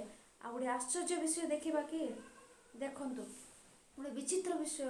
ଆଉ ବଂଶାବଳୀ ଦ୍ୱିତୀୟ ପୁସ୍ତକ, ସମସ୍ତେ ବାଇବେଲ ଖୋଲି ଦେଖନ୍ତୁ, ବଂଶାବଳୀ ଦ୍ୱିତୀୟ ପୁସ୍ତକ 35 ଅଧ୍ୟାୟ 25 ପଦ। ବଂଶାବଳୀ ଦ୍ୱିତୀୟ ପୁସ୍ତକ 35 ଅଧ୍ୟାୟ 25 ପଦ। ଥରେ ସମସ୍ତେ ବାଇବେଲ ଖୋଲି ଦେଖନ୍ତୁ, ବଂଶାବଳୀ ଦ୍ୱିତୀୟ ପୁସ୍ତକ 35 ଅଧ୍ୟାୟ 25 ପଦ। ପୁଣି ଜିରିମିୟ ଯୋଶିୟଙ୍କ ଲାଗି ବିଳାପ କଲେ। ଜିରିମିୟ କାହା ଲାଗି ବିଳାପ କଲେ? ଜିରିମିୟ ଯୋଶିୟଙ୍କ ଲାଗି ବିଳାପ କଲେ। ପ୍ରକୃତରେ ଜିରିମିୟ କିଏ? ଯୋଶିୟ କିଏ? ଜିରିମିୟ ହେଉଛନ୍ତି ଅନାତୋତରୁ ଆସିଥିବା ବ୍ୟକ୍ତି ହେଉଛନ୍ତି ଜିରିମିୟ। ଅନାତୋତ କହିଲେ ସେଠାରେ ସେଇ ଗ୍ରାମରେ ଅଧିକାଂଶ ଯାଜକମାନେ ରୁହନ୍ତି। ଯାଜକମାନଙ୍କ ମଧ୍ୟରୁ ଆସିଥିବା ହେଉଛନ୍ତି ଜିରିମିୟ। ଜିରିମିୟ ହେଉଛନ୍ତି ଜଣେ ଲେବୀୟ ବଂଶ ଜିରିମିୟଙ୍କର। ଆଉ ଜିରିମିୟ ହେଉଛନ୍ତି ଲେବୀୟ ବଂଶ। ଆଉ ଯୋଶିୟ ହେଉଛନ୍ତି ରାଜା, ଯୋଶିୟ ହେଉଛନ୍ତି ଦାଉଦ ବଂଶ। ଯୋଶିୟଙ୍କୁ ଜିରିମିୟଙ୍କୁ କୌଣସି ସମ୍ବନ୍ଧ ନାହିଁ। ଜିରିମିୟଙ୍କୁ ଯୋଶିୟଙ୍କୁ କୌଣସି ସମ୍ବନ୍ଧ ନାହିଁ। ଜିରିମିୟ ହେଉଛନ୍ତି ଲେବୀୟ ବଂଶ, ଯୋଶିୟ ହେଉଛନ୍ତି ଦାଉଦ ବଂଶ। ମାତ୍ର ଜିରିମିୟ କାହା ଲାଗି ବିଳାପ କରୁଛନ୍ତି? କାହା ଲାଗି କହିଲେ? ଯୋଶିୟଙ୍କ ଲାଗି। ଯୋଶିୟଙ୍କ ଲାଗି ଜିରିମିୟ ବିଳାପ କଲେ। ଏହାକୁ ଦେଖିଲେ ଆମେ ଜାଣିପାରୁଥିବା ଜିରିମିୟ ବିଳାପ କରନ୍ତି। ସମସ୍ତ ଲୋକଙ୍କୁ ଆପଣାର ଲୋକ ବୋଲି ଭାବନ୍ତି, ବିଳାପ କରୁଥାନ୍ତି। ତେଣୁ ଜିରିମିୟଙ୍କୁ ବିଳାପକାରୀ ଭବିଷ୍ୟତ ବକ୍ତା ବୋଲି କୁହାଯାଏ। ପ୍ରିୟମାନେ, ଜିରିମିୟଙ୍କୁ ବିଳାପକାରୀ ଭବିଷ୍ୟତ ବକ୍ତା ବୋଲି କୁହାଯାଏ। ଆହୁରି ଆମେ ଜିରିମିୟ ପୁସ୍ତକରେ ଦେଖିଲେ ଜିରିମିୟ କାନ୍ଦୁଥିବେ, ଲୋକମାନଙ୍କ ସମ୍ମୁଖରେ ଘଟିବାକୁ ଥିବା ସେ ଏକ ଭୟଙ୍କର ଆକ୍ରମଣ ବିଷୟରେ ଜାଣିଥିବା ଜିରିମିୟ କାନ୍ଦୁଥିବେ, ରୋଦନ କରୁଥିବେ, ବିଳାପ କଲା ପରେ ମାନେ ଜିରିମିୟ ପୁସ୍ତକରେ ଦେଖିଥାଉ। ଜିରିମିୟ ପୁସ୍ତକ 7 ଅଧ୍ୟାୟ 29 ପଦ, ଜିରିମିୟ ପୁସ୍ତକ 8 ଅଧ୍ୟାୟ 21 ପଦ। ଥରେ ଦେଖନ୍ତୁ, ପରେ ପଢ଼ନ୍ତୁ। ଜିରିମିୟ ପୁସ୍ତକ 7 ଅଧ୍ୟାୟ 29 ପଦ, ଜିରିମିୟ ପୁସ୍ତକ 8 ଅଧ୍ୟାୟ 21 ପଦ, ଜିରିମିୟ ପୁସ୍ତକ 9 ଅଧ୍ୟାୟ 1 ପଦ, 10 ପଦ, 20 ପଦ। ଜିରିମିୟ କାନ୍ଦିଲା ପରେ ମାନେ ଦେଖିଥାଉ ପ୍ରେମାନେ। କାହିଁକି ଜିରିମିୟ କାନ୍ଦୁଛନ୍ତି? ଜିରିମିୟ ସେତେବେଳେ କାନ୍ଦିଲା ବେଳେ, ଜିରିମିୟ ପୁସ୍ତକରେ ଜିରିମିୟ ବିଳାପ କଲା ବେଳେ, ସେତେବେଳକୁ ଆହୁରି ଜେରୁସାଲେମର ପତନ ଘଟି ନଥିଲା। ମାତ୍ର ସେ ରୋଦନ କରୁଥିଲେ, ବିଳାପ କରୁଥିଲେ। କାରଣ ଈଶ୍ୱର କହିଛନ୍ତି ମାନେ ତାହା କରିବେ। ଈଶ୍ୱର କହିଥିବା ବିଷୟକୁ ସ୍ମରଣରେ ରଖି ଆସନ୍ତା ଦିନମାନଙ୍କରେ ଘଟିବାକୁ ଥିବା ଭୟଙ୍କର ଆକ୍ରମଣ ବିଷୟରେ, ମନ୍ଦିରର ଭଗ୍ନ ବିଷୟରେ, ଲୋକମାନଙ୍କର ବଧ ବିଷୟରେ ମନେ ପକାଇ ତାହା ଭାବି ଆପଣ ଚକ୍ଷୁ ସମ୍ମୁଖରେ ତାହା ଘଟିବ ବୋଲି ଜାଣି ଦେଖି ଆଉ ସେ କାନ୍ଦୁଥିଲେ। କାନ୍ଦିବା ପରେ ଜିରିମିୟଙ୍କୁ ଆମେ ଦେଖିଥାଉ ପ୍ରିୟମାନେ। ଆହୁରି ଜିରିମିୟ ପୁସ୍ତକ 14 ଅଧ୍ୟାୟ ଆଉ 17 ପଦରେ ଆମେ ଦେଖିଲେ, ଜିରିମିୟ ପୁସ୍ତକ 14 ଅଧ୍ୟାୟ 17 ପଦ, 18 ଅଧ୍ୟାୟ 13 ପଦରେ ଆମେ ଦେଖିଲେ ସେ ଜେରୁସାଲେମକୁ କନ୍ୟା ସହ ତୁଳନା କରି କହୁଥିବେ। ଜେରୁସାଲେମକୁ କନ୍ୟା ବୋଲି କହୁଥିବେ, ଅନୁଡ଼ା କନ୍ୟା, କନ୍ୟା ବୋଲି କହୁଥିବେ। ସେହିପରି ଆମେ ବିଳାପ ପୁସ୍ତକ 1 ଅଧ୍ୟାୟ 5 ପଦ, ବିଳାପ ପୁସ୍ତକ, ଜିରିମିୟଙ୍କ ବିଳାପ ପୁସ୍ତକ 1 ଅଧ୍ୟାୟ 15 ପଦ, ଜିରିମିୟଙ୍କ ବିଳାପ ପୁସ୍ତକ 1 ଅଧ୍ୟାୟ 15 ପଦ ଦେଖିଲେ, ପ୍ରଭୁ ମୋର ମଧ୍ୟବର୍ତ୍ତୀ ବୀର ସମସ୍ତଙ୍କୁ ଅକିଞ୍ଚନ କରିଅଛନ୍ତି। ସେ ମୋ ଯୁବଗଣକୁ ଦଳି ପକାଇବା ପାଇଁ ମୋ ବିରୁଦ୍ଧରେ ଏକ ମହାସଭା ଆହ୍ୱାନ କରିଅଛନ୍ତି। ଦ୍ରାକ୍ଷାକୁଣ୍ଡରେ ମର୍ଦ୍ଦନ କଲା ପରି ପ୍ରଭୁ ଜିହୁଦାର କୁମାରୀକୁ ମର୍ଦ୍ଦନ କରିଅଛନ୍ତି। ଜିହୁଦାକୁ, ଜେରୁସାଲେମକୁ କୁମାରୀ ସହ, କନ୍ୟା ସହ, ସ୍ତ୍ରୀ ସହିତ ତୁଳନା କଲା ପରି ଆମେ ଦେଖିଥାଉ। ଏହି ପ୍ରକାରେ ଜିରିମିୟଙ୍କ ବିଳାପ ପୁସ୍ତକରେ 15 ପଦ ଆମେ ପଢ଼ିଲୁ। ଏଠାରେ ଥିବା ଲେଖାକୁ ଧରି ଆଉ ଜିରିମିୟ ପୁସ୍ତକରେ ଥିବା ଲେଖାକୁ ଧରି, ଆଉ ଜିରିମିୟ ପୁସ୍ତକର ଲେଖକ ଜିରିମିୟ ହିଁ ଜିରିମିୟଙ୍କ ବିଳାପ ପୁସ୍ତକର ଲେଖକ ଅଟନ୍ତି। ଜିରିମିୟ ହିଁ ବିଳାପ ପୁସ୍ତକର ଲେଖକ ବୋଲି ନିଶ୍ଚିତ ରୂପେ ଆମେ କହିପାରିବା। ସେହିପରି 16 ପଦ ଆମେ ଦେଖିଲେ, ଏହିସବୁ ବିଷୟରେ ଲାଗି ମୁଁ କ୍ରନ୍ଦନ କରୁଅଛି, ମୋର ଚକ୍ଷୁ ଜଳର ନିର୍ଜର ହୋଇଅଛି। ଜିରିମିୟ ଏ ସମସ୍ତ ବିଷୟ ଭାବି ଭାବି କାନ୍ଦୁଥିବେ, ଏ ସମସ୍ତ ବିଷୟ ଦେଖିକି କାନ୍ଦୁଥିବେ। ଜିରିମିୟ ପୁସ୍ତକରେ ସେ କହିଲା ବେଳେ ତାହା ନ ଘଟିବା ପୂର୍ବେ ହିଁ ସେ ସମସ୍ତ ବିଷୟ ପ୍ରଚାର କରି ତାହା ଘଟିବ ବୋଲି ରୋଦନ କଲେ। ଏଠାରେ ବିଳାପ ପୁସ୍ତକ ଆମେ ଦେଖିଲା ବେଳେ ଏ ସମସ୍ତ ବିଷୟ ଆପଣ ଆଖିରେ ଦେଖି ଘଟିବାର ସେ ରୋଦନ କରୁଥିବେ। ତାପରେ ଆମେ ଦେଖିଲେ 2 ଅଧ୍ୟାୟ 10 ପଦ, ବିଳାପ ପୁସ୍ତକ 2 ଅଧ୍ୟାୟ 10 ପଦ, ସିଓନ କନ୍ୟାର ପ୍ରାଚୀନ ଗଣ ଭୂମିରେ ବସୁଅଛନ୍ତି, ସେମାନେ ନୀରବ ହୋଇ ରହିଅଛନ୍ତି। ସେମାନେ ଆପଣା ମସ୍ତକରେ ଧୂଳି ପକାଇ ଅଛନ୍ତି, ସେମାନେ କୋଟି ଦେଶରେ ଛୋଟ ବାନ୍ଧି ଅଛନ୍ତି। 11 ପଦ ଆମେ ଦେଖୁ, ମୋର ଚକ୍ଷୁ ଲୋତକରେ କ୍ଷୀଣ ହୋଇ, ମୋର ଅନ୍ତର ବ୍ୟତୀତ ହୋଇ, ମୋ ଲୋକଙ୍କ କନ୍ୟାର ବିନାଶ ହେତୁ ମୋର କଲିଜା ଭୂମିରେ ଢଳା ଯାଉଅଛି। ମୋର କଲିଜା ଭୂମିରେ ଢଳା ଯାଉଅଛି। ମୋ ଲୋକଙ୍କ କନ୍ୟାର ବିନାଶ ହେତୁ ମୋର କଲିଜା ଭୂମିରେ ଢଳା ଯାଉଅଛି। କେତେ ଦୁଃଖ କରୁଛନ୍ତି। ଜେରୁସାଲେମକୁ କନ୍ୟା ବୋଲି କହୁଛନ୍ତି, ମୋର ଲୋକ ବୋଲି କହୁଛନ୍ତି, ଆପଣାର ଲୋକ ଭାବିଲେ ଜେରୁସାଲେମର ଲୋକମାନଙ୍କୁ କେତେ ଦୁଃଖ କରୁଛନ୍ତି। ଆମେ 13 ପଦ ଦେଖିଲେ, ହାଗ ଜେରୁସାଲେମରେ କନ୍ୟା, ମୁଁ ତୁମ ନିକଟରେ କେଉଁ ସାକ୍ଷ୍ୟ ଦେବି? ମୁଁ କାହା ସହିତ ତୁମର ଉପମା ଦେବି? ମୁଁ କାହା ସହିତ ତୁମର ଉପମା ଦେବି? ମୁଁ କେତେ ଥର ତୁମମାନଙ୍କୁ କହିଲି, ଆଉ କାହା ସହିତ ତୁଳନା କରି କହିବି? ବିଶ୍ୱାସୀମାନଙ୍କୁ ମଧ୍ୟ ସେବକମାନେ ଅନେକ ଥର ସେମାନଙ୍କର ପରିବର୍ତ୍ତନ ନିମନ୍ତେ ସେମାନଙ୍କୁ ବାକ୍ୟକୁ ବିଭିନ୍ନ ପ୍ରକାର ସେମାନଙ୍କ ନିକଟରେ ପହଞ୍ଚାଇବେ, ସେମାନଙ୍କୁ ଶିକ୍ଷା ଦେବେ। ଆଉ କେମିତି ହେଲେ ବି କହିକି ବିଶ୍ୱାସୀକୁ କେମିତି ହେଲେ ବି ତାଙ୍କର ମନ ପରିବର୍ତ୍ତନ କରାଇବାର ଅଛି, ଯେମିତି ହେଲେ ବାକ୍ୟ ସେମାନେ ବୁଝିଲା ପରି ମୁଁ କହିବାର ଅଛି ବୋଲି ଅନେକ ପ୍ରକାର ତୁଳନା କରି କରି କହୁଥିବେ। ସେଇ ପ୍ରକାର ଜିରିମିୟ କହୁଛନ୍ତି, ମୁଁ ଆଉ କାହା ସହିତ ତୁମର ଉପମା କରିବି? କାହା ସହିତ ତୁଳନା କରି କହିବି? କାହା ସହିତ ବୋଲି କହୁଛନ୍ତି। ସେହିପରି ଆଗ ସିଓନ କୁମାରୀ, ମୁଁ ତୁମକୁ ସାନ୍ତ୍ୱନା ଦେବା ପାଇଁ କାହାର ସମାନ ତୁମକୁ କରିବି? ଆଗ ସିଓନ କୁମାରୀ, ମୁଁ ତୁମକୁ ସାନ୍ତ୍ୱନା ଦେବା ପାଇଁ ତୁମର ଅବସ୍ଥା ଏବେ ଏହି ପ୍ରକାର ଭୟଙ୍କର ଅବସ୍ଥା। ତୃତୀୟ ଆକ୍ରମଣରେ ସମସ୍ତ ବିଷୟ ସମସ୍ତ ବିଷୟ ଧ୍ୱଂସ ହୋଇଯାଇଛି। ଏବେ କାହା ସହ ତୁମର ସାନ୍ତ୍ୱନା ଦେବି? ମୁଁ ତୁମକୁ ସାନ୍ତ୍ୱନା ଦେବି କିପରି? ସାନ୍ତ୍ୱନା ଦେବା ପାଇଁ କାହାର ସମାନ ତୁମକୁ କରିବି? କିପରି ସାନ୍ତ୍ୱନା ଦେବି? ବେଳେବେଳେ ଆଉ କେତେଜଣ ସେମାନଙ୍କର ଦୁଃଖ ଆମମାନଙ୍କୁ ଜଣାଇଲେ ଆମମାନେ ସେମାନଙ୍କୁ ସାନ୍ତ୍ୱନା ଦେଇପାରିନଥାଉ, କାରଣ ସେମାନଙ୍କର ଦୁଃଖ ଏତେ ଅଧିକ ରୂପେ ଥିବ। ସେମାନେ କାନ୍ଦୁଥିବେ, ସେମାନଙ୍କର ଦୁଃଖ ଜଣାଉଥିବେ। ସେମାନଙ୍କୁ କେମିତି ଆମମାନେ ସାହସ ଦେବା, ସେମାନଙ୍କୁ କେମିତି ଆମମାନେ ସାନ୍ତ୍ୱନା ଦେବା, ଆମମାନେ ହିଁ ବୁଝିନଥାଉ। ଆମମାନେ ନୀରବ ରୂପେ ରହିଯାଇଥାଉ। ଆମମାନେ କ'ଣ କହି ତାକୁ ତୁନାଇବା ଆମମାନେ ଜାଣିପାରିନଥାଉ, ନୀରବ ହୋଇଯାଇଥାଉ। ସେହିପରି ଏଠାରେ କହୁଛନ୍ତି ସାନ୍ତ୍ୱନା ଦେବା ପାଇଁ କାହାର ସମାନ ତୁମକୁ କରିବି? ବେଳେବେଳେ ଜଣେ ମାଆର ପୁତ୍ର ହରାଇଥିବା ମା ଥିଲେ, ସେ କାନ୍ଦୁଥିବେ, ଆମେ ତାଙ୍କୁ କିପରି ସାନ୍ତ୍ୱନା ଦେବା? ଦେଇପାରିବା ନାହିଁ, ନୀରବ ହୋଇ ରହିଯାଇଥାଉ। ସେହିପରି କେତେକ ପିତା ଝିଅ ହରାଇଥିଲେ, ସେ ବାପାଙ୍କୁ ତୁନାଇବା ମଧ୍ୟ, ସାନ୍ତ୍ୱନା ଦେବା ମଧ୍ୟ କଷ୍ଟ ହୋଇଯାଏ। ସେହିପରି ଏଠାରେ କହୁଛନ୍ତି ସାନ୍ତ୍ୱନା ଦେବା ପାଇଁ କାହାର ସମାନ ତୁମକୁ କରିବି? ତୁମର କ୍ଷତ ସମୁଦ୍ର ପରି ବଡ଼, କିଏ ତୁମକୁ ସୁସ୍ଥ କରିପାରେ? କାରଣ ମୁଁ କେମିତି ତୁମକୁ ସାନ୍ତ୍ୱନା ଦେବି? ତୁମେ କରିଥିବା ଭୁଲ 40 ବର୍ଷ ଧରି ତୁମ ନିକଟରେ ପ୍ରଚାର କଲି, ତଥାପି ତୁମେ ଶୁଣିଲ ନାହିଁ। ତେଣୁ ଆଜି ଏହି ପରିସ୍ଥିତି। ଆଉ ତୁମର ଏତେ ବଡ଼ କ୍ଷତ ହୋଇଅଛି ତୁମ ପ୍ରତି। ମୁଁ କିପରି ତୁମକୁ ସୁସ୍ଥ କରିବି, କିପରି ସାନ୍ତ୍ୱନା ଦେବି ବୋଲି ଏ ବିଷୟ ଏଠାରେ କହୁଥିବେ। ତାପରେ ଆମେ 3 ଅଧ୍ୟାୟ ଆସିଲା ବେଳକୁ ଲୋକମାନେ ସେମାନଙ୍କର ଭୁଲକୁ ସ୍ୱୀକାର କଲା ପରି, ଆଉ ଜେରେମିୟା କହୁଥିବେ ଲୋକମାନେ ସେମାନଙ୍କର ଭୁଲ ଜାଣି ସ୍ୱୀକାର କଲା ପରି ଆମମାନେ 3 ଅଧ୍ୟାୟରେ ଦେଖୁ। ଆଉ 3 ଅଧ୍ୟାୟରେ ଗୋଟେ ଉତ୍ତମ ବିଷୟ ଜେରେମିୟା ଆପଣା ଜୀବନରେ ଆପଣା ପାଇଁ କହୁଥିବା ଗୋଟେ ବିଷୟ। 3 ଅଧ୍ୟାୟ 26 ପଦ, ବିଳାପ ପୁସ୍ତକ 3 ଅଧ୍ୟାୟ 26 ପଦ ଦେଖନ୍ତୁ। ସଦାପ୍ରଭୁଙ୍କ ପରିତ୍ରାଣର ପ୍ରତ୍ୟାଶା କରି ସୁସ୍ଥିର ଭାବରେ ଅପେକ୍ଷା କରିବାର ମନୁଷ୍ୟର ମଙ୍ଗଳ। ଯୌବନ କାଳରେ ଜୁଆଳି ବହିବାର ମନୁଷ୍ୟର ମଙ୍ଗଳ। ସେ ଏକାକୀ ବସି ନୀରବ ହୋଇ ରହୁ, କାରଣ ସେ ତାର ସ୍କନ୍ଧରେ ଜୁଆଳି ରଖିଅଛନ୍ତି। ଯୌବନ କାଳରେ ଜୁଆଳି ବହିବାର ମନୁଷ୍ୟର ମଙ୍ଗଳ ଅଟେ। ଏହା ଜେରେମିୟା ଆପଣା ପାଇଁ କହୁଛନ୍ତି। ଜେରେମିୟା କହୁଛନ୍ତି ମୁଁ ଯୌବନ କାଳରେ ଈଶ୍ୱରଙ୍କ ଜୁଆଳି ବହନ କଲି। ସେଥିପାଇଁ ଜେରୁସାଲେମ ଉପରକୁ ବାବିଲୋନରେ ଏଡ଼େ ବଡ଼ ଆକ୍ରମଣ ଘଟିଲା ବାବିଲୋନରୁ ଜେରୁସାଲେମ ପ୍ରତି।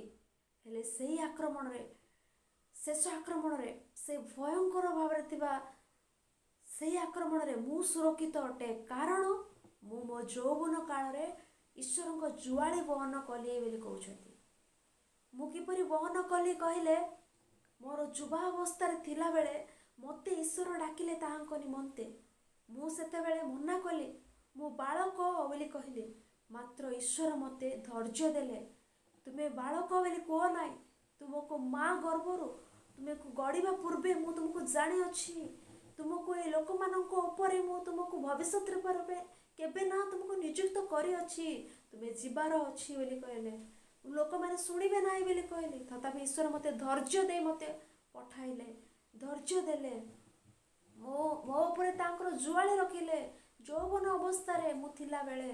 ତେଣୁ ମୁଁ ଯୌବନ ଅବସ୍ଥାରେ ତାଙ୍କର ଜୁଆଳି ବହିବାରୁ ମୁଁ ଆଜି ସୁରକ୍ଷିତ ଭାବରେ ଅଛି ବୋଲି କହୁଛନ୍ତି।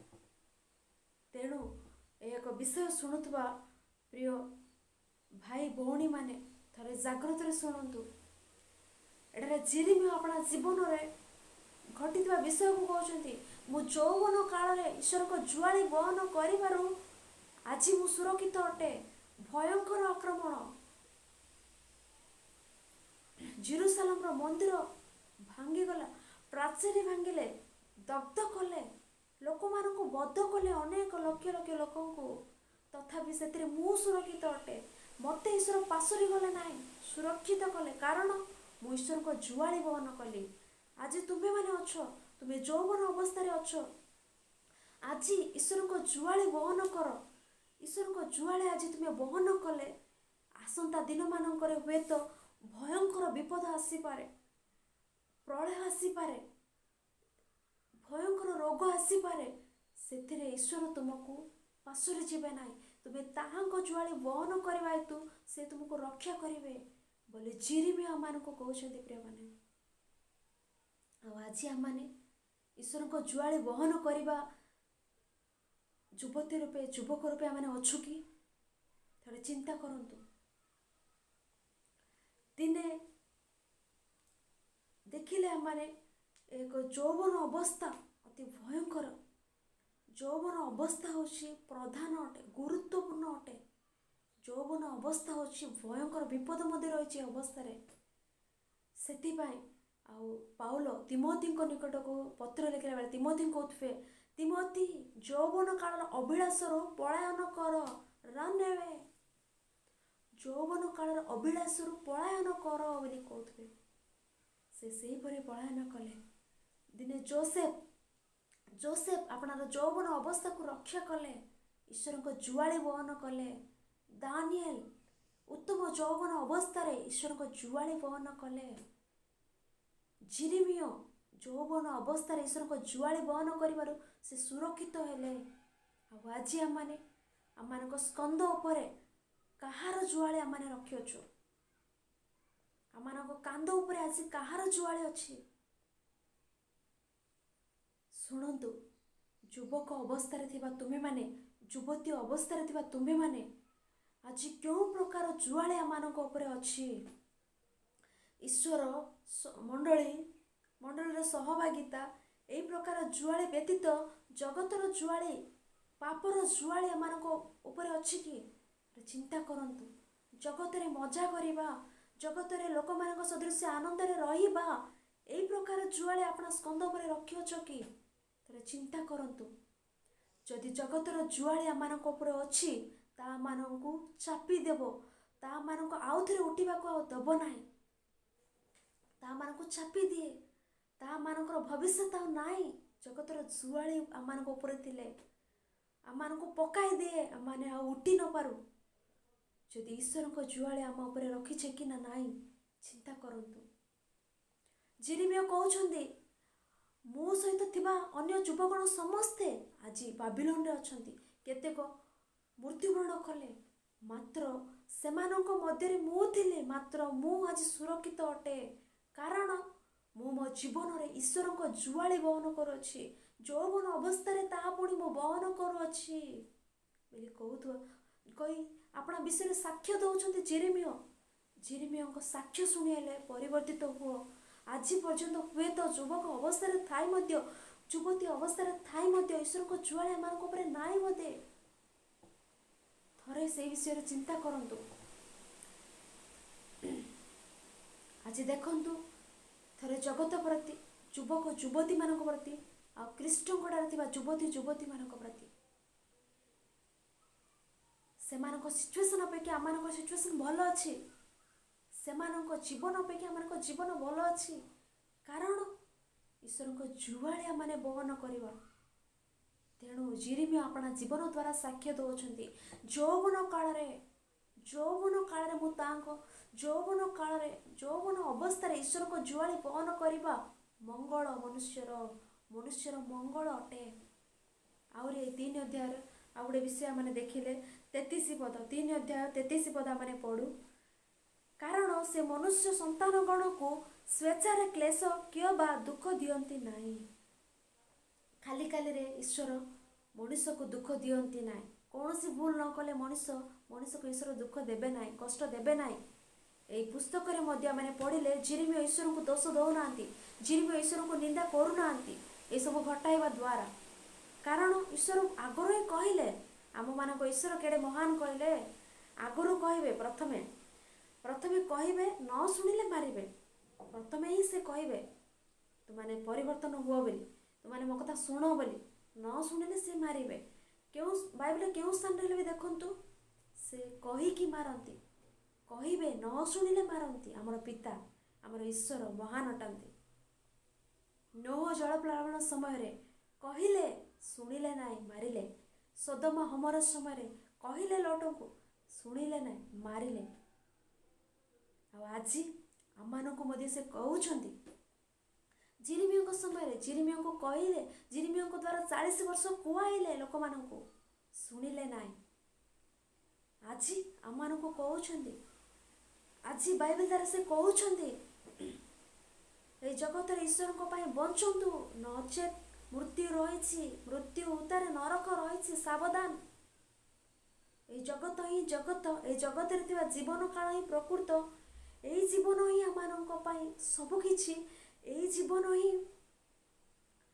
ଜୀବନରେ ହିଁ ଆମମାନେ 50-60 ବର୍ଷ, ତାପରେ ଆମମାନେ ଗୋଟେ ମାଛି ରୂପେ, ଗୋଟେ ମଶା ରୂପେ, ଗୋଟେ ଗାଈ ରୂପେ, ଗୋଟେ ବିଲେଇ ରୂପେ ଆଉ ଥରେ ପୁନର୍ଜନ୍ମ ଜନ୍ମ ହେବେ ବୋଲି କେଜଣ ଭାବି ଦେଉଛନ୍ତି। ତାହା ଭୁଲ ଅଟେ। এই ଗୋଟିଏ ଜୀବନ ହିଁ ଆମମାନଙ୍କର ଜୀବନ, ୟା ପରେ ମରଣ। ଏଇ ଜୀବନରେ ଈଶ୍ୱରଙ୍କ ପାଇଁ ବଞ୍ଚିଲେ, ଏଇ ଜୀବନ ଈଶ୍ୱରଙ୍କ ପାଇଁ ବଞ୍ଚି ମରିଲେ ଈଶ୍ୱରଙ୍କ ନିକଟକୁ, ଏଇ ଜୀବନରେ ଈଶ୍ୱରଙ୍କ ପାଇଁ ନ ବଞ୍ଚିଲେ, ଜଗତର ଅଭିଳାଷ ଅନୁସାରେ ବଞ୍ଚିଲେ ନରକ ଅଛି, ନରକ ଅଛି ବୋଲି ସାବଧାନ ଜଣାଉଛନ୍ତି। ଆମମାନେ ନ ଶୁଣିଲେ କ'ଣ କରିବେ? ଜିରିମିୟଙ୍କ ଦ୍ୱାରା 40 ବର୍ଷ ସେମାନଙ୍କୁ ଜଣାଇଲେ, ନ ଶୁଣିଲେ କ'ଣ କରିଲେ? ସେଥିପାଇଁ ଏଠାରେ କହୁଛନ୍ତି ଈଶ୍ୱର ସ୍ୱେଚ୍ଛାରେ କ୍ଲେଶ କିମ୍ବା ଦୁଃଖ ଦିଅନ୍ତି ନାହିଁ। ମଣିଷମାନଙ୍କୁ ଈଶ୍ୱର ଖାଲି କାଲରେ କଷ୍ଟ ଦିଅନ୍ତି ନାହିଁ, ଭୁଲ କରିଲେ ହିଁ ଦେଉଛନ୍ତି। ଈଶ୍ୱର କହିକି ହିଁ ଦେଉଛନ୍ତି। ଆମ ଈଶ୍ୱର କେଡ଼େ ମହାନ, ଆମମାନଙ୍କର ପିତା କେଡ଼େ ମହାନ। ଆହୁରି ଆମମାନଙ୍କ ପିତାଙ୍କ ବିଷୟରେ ଆମେ ଆଲୋଚନା କଲେ ସେ କେତେ ମହାନ। ଆମେ ତାଙ୍କୁ ପିତା ବୋଲି କହିବା, ଡାକିବାର ସୁଯୋଗ ଆମମାନଙ୍କୁ ଦେଇଛନ୍ତି। ପିତା ବୋଲି ଆମେ କେତେ ସୁନ୍ଦର ଡାକିଥାଉ। ସେ କହୁଛନ୍ତି ବାଇବେଲରେ, ଆପଣ ମନ କଥା ଜଣାଇଲେ, ସେ କହୁଛନ୍ତି ତୁମେ ସମସ୍ତେ ମୋର ସନ୍ତାନ ସନ୍ତତି, ମୁଁ ତୁମର ପିତା, ତୁମେ ସମସ୍ତେ ମୋର ସନ୍ତାନ ସନ୍ତତି ବୋଲି କହୁଛନ୍ତି। ତୁମେ ସମସ୍ତେ ମୋର ଝିଅ, ମୋର ପୁଅ ବୋଲି କହୁଛନ୍ତି। ମାନେ ସେ ଆମମାନଙ୍କର ପିତା। ଆଉ କୌଣସି ପୁସ୍ତକରେ ଏପରି ତୁମେ ମୋତେ ପିତା ବୋଲି ଡାକ ବୋଲି ନାହିଁ। ଈଶ୍ୱର ବାଇବେଲରେ ଲେଖା ହେଲେ, ମୁଁ ତୁମମାନଙ୍କର ପିତା, ଜଣେ ପିତା, ପିତା ଆମମାନଙ୍କର ସେ। କେଡ଼େ କେଡ଼େ ଭାଗ୍ୟବାନ ଅଟୁ ଆମମାନେ। ଆକାଶ ତାଙ୍କର ସିଂହାସନ, ପୃଥିବୀ ତାଙ୍କର ପାଦପୀଠ। ତିନି ଜଗତର ସୃଷ୍ଟିକର୍ତ୍ତା ମହାନ ଈଶ୍ୱର ଆମମାନଙ୍କର ପିତା। ପିତା ସେ ଆମମାନଙ୍କର। ଆମେ କେଉଁ ବିଷୟରେ ଗର୍ବ କରିବା କହିଲେ? ସୃଷ୍ଟିକର୍ତ୍ତା ମୋର ବାପା, ସୃଷ୍ଟିକର୍ତ୍ତା ମୋର ପିତା ବୋଲି କହିଲା ବେଳେ ଆମମାନଙ୍କୁ ଗର୍ବ କରିବାର ଅଛି। ସେଥିପାଇଁ କେଡ଼େ ସହଜରେ ଦେଖନ୍ତୁ, ଆମମାନେ ପ୍ରାର୍ଥନା କଲାବେଳେ ହେ ଆମମାନଙ୍କ ସ୍ୱର୍ଗସ୍ଥ ପିତା, ପିତା ବୋଲି ଡାକିଥାଉ। ସେ ଡାକରେ, ସେଇ ସମ୍ବୋଧନରେ କେଡ଼େ ଉତ୍ତମତା ରହିଛି। ସେ ଆମମାନଙ୍କର ପିତା, ମହାନ ସୃଷ୍ଟିକର୍ତ୍ତା, ଆମମାନଙ୍କର ପିତା, ଆମମାନଙ୍କ ମର୍ମର କର୍ତ୍ତା, ଆମମାନଙ୍କୁ ଶରୀର ଆତ୍ମା ଦେଇଥିବା ସେ ଈଶ୍ୱର ଆମମାନଙ୍କର ପିତା। ସେ ଆମମାନଙ୍କର ପିତା, ପିତା ବୋଲି ଡାକିବାର ସୌଭାଗ୍ୟ ଆମମାନଙ୍କୁ ଦେଇଛନ୍ତି। ସେ ଆମମାନଙ୍କର ପିତା ହୋଇଥିବାରୁ ଆମମାନଙ୍କର ନିକଟବର୍ତ୍ତୀ ହେଲେ, ଆମମାନଙ୍କୁ ଆପଣାର ମନ କଥା ଜଣାଇଲେ। 66 ପୁସ୍ତକର ବିଷୟ ଆପଣା ମନ କଥା ଆମମାନଙ୍କୁ ବାଇବେଲ ଆକାରରେ ଆଜି ଦେଇଅଛନ୍ତି। ମୋର ମନକୁ ନିଅ, ପଢ଼ ତୁମମାନେ, ମୋତେ ଜାଣ ବୋଲି ଜଣେ ପିତା। ଆହୁରି ଆମେ ଦେଖୁ 3 ଅଧ୍ୟାୟ ଆମେ ଦେଖିଲେ ବିଳାପ ପୁସ୍ତକ 4 ଅଧ୍ୟାୟ ଆଉ 4 ଅଧ୍ୟାୟ 9 ପଦ ଆମେ ଥରେ ଦେଖୁ। କ୍ଷୁଧାରେ ଅତ ହେବା ଲୋକମାନଙ୍କ ଅପେକ୍ଷା ଖड्गରେ ଅତ ହେବା ଲୋକମାନେ ଭଲ।